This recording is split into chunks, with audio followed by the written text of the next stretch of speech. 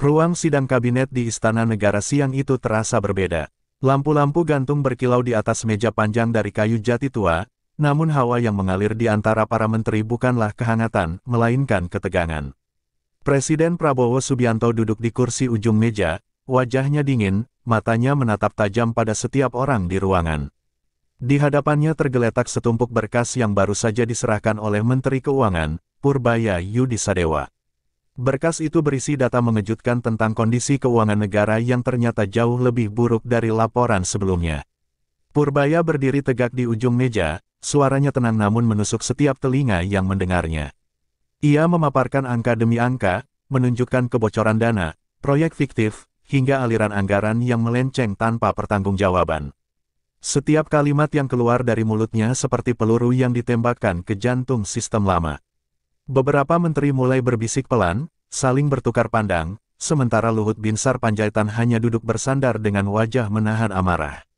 Saudara Menteri Keuangan, Luhut akhirnya angkat suara, nadanya datar tapi syarat tekanan, jangan terlalu gegabah menyimpulkan. Angka-angka itu tidak bisa langsung menyalahkan kementerian tertentu. Purbaya tidak bereaksi, ia hanya menatap Luhut lurus, lalu berkata, saya tidak menyalahkan siapapun, Pak. Tapi saya menunjukkan kenyataan, dan kenyataan ini tidak bisa disembunyikan dengan alasan politik. Ruangan mendadak sunyi, hanya terdengar suara jarum jam berdetak di dinding istana yang putih. Prabowo yang sejak tadi diam, mengetuk meja perlahan dengan ujung jarinya.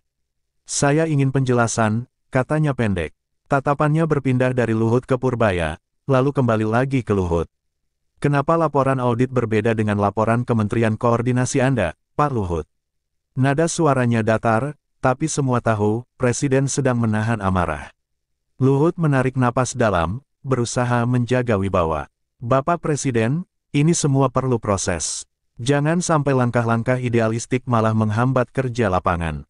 Namun sebelum ia sempat melanjutkan, Purbaya menyela dengan nada tegas tapi sopan. Justru karena terlalu lama dibiarkan berproses tanpa arah, kebocoran semakin membesar. Uang rakyat menguap tanpa jejak, dan kita sibuk mencari alasan. Suara Purbaya terdengar pelan, tapi menggema seperti petir di ruang hening itu. Beberapa menteri menunduk, tak berani bicara. Ada yang gelisah, ada yang pura-pura mencatat. Purbaya berdiri di hadapan mereka seperti sosok yang tidak takut kehilangan jabatan, sementara Luhut tampak mulai kehilangan keseimbangan. Wajahnya memerah, dan matanya sesekali melirik Presiden, berharap ada intervensi. Tapi Prabowo tetap diam, hanya kedua tangannya yang menggenggam kuat di atas meja, tanda bahwa ia sedang menimbang dengan serius setiap kata yang baru saja diucapkan. Akhirnya Prabowo bersuara, suaranya dalam dan berat. Negara ini sedang berdarah karena korupsi dan kebocoran. Saya tidak butuh orang yang mencari alasan. Saya butuh orang yang bekerja. Ia menatap Luhut lama, lalu beralih pada Purbaya. Teruskan, Purbaya. Saya ingin tahu seberapa dalam luka yang kita hadapi. Ruangan kembali sunyi. Luhut menunduk perlahan, dan untuk pertama kalinya, bayangan kekuasaan lama tampak gentar di hadapan sosok baru yang datang membawa kejujuran.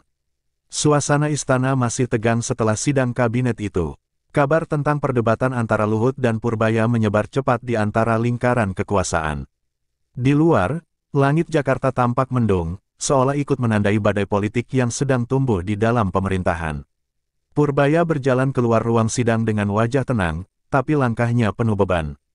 Ia tahu, hari itu ia baru saja menantang salah satu sosok paling berpengaruh di negeri ini. Namun bagi Purbaya, kebenaran tak bisa dikorbankan demi rasa nyaman.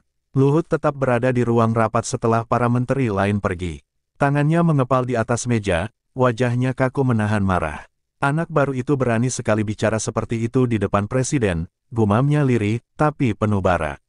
Seorang staf mendekat, mencoba menenangkan, namun Luhut menepisnya.